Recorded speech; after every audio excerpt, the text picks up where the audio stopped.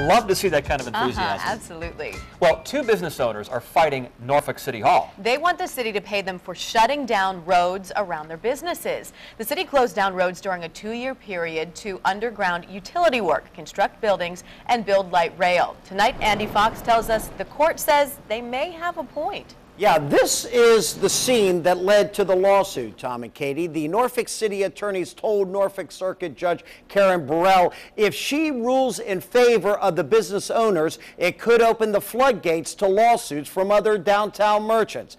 Well, guess what the judge did? Then? Yeah. Oh, it was hell. Every day we came down here.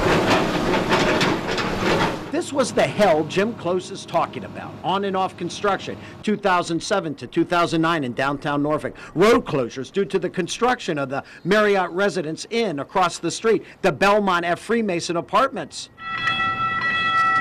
and the new light rail right at his door. Some new hole, we couldn't get around. We have to park down the street, walk in here. I deliver furniture. It was terrible. Close and the owner of this bookstore claim they have been damaged because of all the customers they lost and all the revenue they lost due to road closures and construction. There was roadblocks out here. Now the city's trying to put roadblocks in the courtroom. Norfolk told the court the store owners shouldn't get a penny because businesses were never closed. City never took anyone's property. Temporary road restrictions are legitimate. Closing a street is a legitimate police power for safety. And in court, the judge ruled against Norfolk. Maybe the store owners are entitled to compensation. Attorney Steve Clark represents the store owners. When the city closed these streets or prevented reasonable access to our clients' properties, that constitutes a taking of their property rights, we believe. City Attorney Bernard Pishko wouldn't do an on-camera or on-phone interview, but told us, we are surprised with the ruling. Trial judges are loath to end a request to be heard at an early stage. We think it's just a temporary setback, and as it moves through the courts, we will get a positive result. I think the city has repeatedly stood in the way of my clients' effort to get fair compensation for this taking of their rights. The city also argues they improved the streets around the businesses, put in light rail, more customers, better access.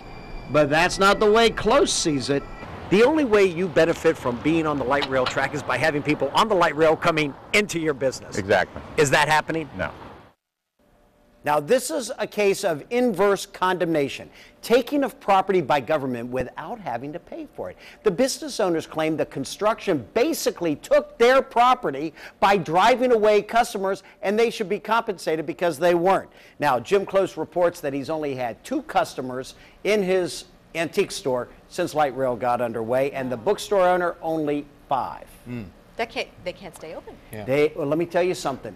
This is a case that is being watched by any downtown merchant in Norfolk that was impacted by that construction, because if they win at the next level, that means anyone else can too.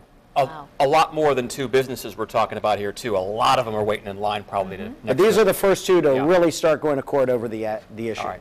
Yeah, this is only round 1 of the case, and it now must go before a judge for trial.